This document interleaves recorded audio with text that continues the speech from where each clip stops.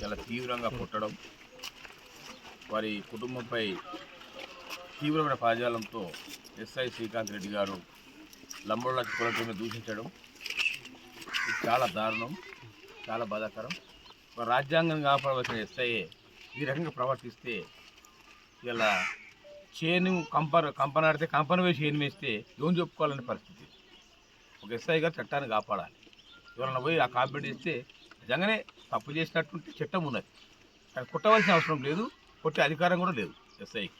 మరి గౌరవ ముఖ్యమంత్రి గారు ఎన్నోసార్లు చెప్తూ ఉంటాడు, పోలీసులు అనేది పెండి పోలీసింగ్ విధానం ఉండాలి, మరి గౌరవించాలి. మరి ఒక ఎస్టీని పట్టుకొని ఒక లంబడాన్ని పట్టుకొని లంబడా అని చెప్పి ఒక ప్రెగ్నెంట్ మహిళను చూడకుండా ఆమె మీద దాష్టికం చేయడం, ఇలా ఆయన కొట్టడం, మరి థర్డ్ డిగ్రీ ప్రయోగించడం చాలా దారుణం. ఇంతకుముందు సాధునగర్లో వెంకటరెడ్డి అనేటువంటి ఇన్స్పెక్టరు థర్డ్ డిగ్రీ ప్రయోగిస్తే ఇమ్మీడియట్గా సస్పెండ్ చేయించాం. నేను వదిలిపెట్టేది లేదు, నేను ఎస్పీ గారిని ఆదేశిస్తూ ఉన్నా, ఇమ్మీడియట్గా మీరు శ్రీకాంత్ రెడ్డి గారిని సస్పెండ్ చేయండి, డ్యూటీని సస్పెండ్ చేయాలి, సస్పెండ్ చేసి సమగ్ర విచారణ జరిపించాలి. నేను గౌరవ ముఖ్యమంత్రి గారిని నివేదిస్తా. ఇప్పుడే మినిస్టర్ గారితో మాట్లాడినా, మినిస్టర్ గారు ముఖ్యమంత్రి గారి మీటింగ్లో ఉన్నారట. తప్పకుండా జిల్లా ఇన్ఛార్జ్ మంత్రి, మరి సాంఘిక సంక్షేమ శాఖ మంత్రి మరి అడ్డు లక్ష్మణ్ గారే ఉన్నారు నల్గొండ జిల్లాకు, ఆయనతో మాట్లాడి తప్పకుండా సస్పెండ్ చేయించి ఆ కుటుంబాన్ని ఇలా వైద్య ఖర్చులకు కూడా ప్రభుత్వం ఇవ్వాలి. వెంటనే ఆ ఎస్ఐపై నేను ఎస్పీ గారిని డైరెక్షన్ ఇస్తున్నా, ఎస్సీ ఎస్టీ కేసు నమోదు చేయండి.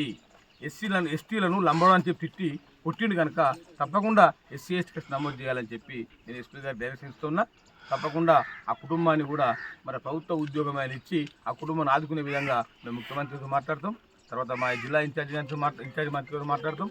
తప్పకుండా ఆ కుటుంబానికి న్యాయం చేసేంత వరకు ఎస్సీ ఎస్టీ కమిషన్ సాయిశెట్టి కుటుంబానికి అండగా ఉంటుందని చెప్పి తెలియజేస్తూ, మరి ఇటువంటి ఎస్సీ ఎస్టీ దాడులు జరగద్దంటే, ఇలా పోలీసులు ఇటువంటి దాష్టికం జరగద్దంటే తప్పకుండా కఠినమైన చర్యలు ఉండాలి. చర్యలు ఉంటేనే ఇటువంటి ఘటనలు పునరావృతం కావాలని చెప్పి ఈ సందర్భంగా నేను తెలియజేస్తాను.